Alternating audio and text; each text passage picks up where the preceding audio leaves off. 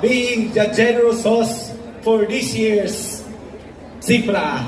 Actually, for Zamboanga Sibugay, we have a sad news, no?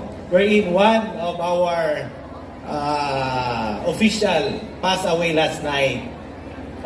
It's the culmination of our school sports. You can just imagine, no? All the delegations parading with their uniforms, much more with the support of all the local government officials.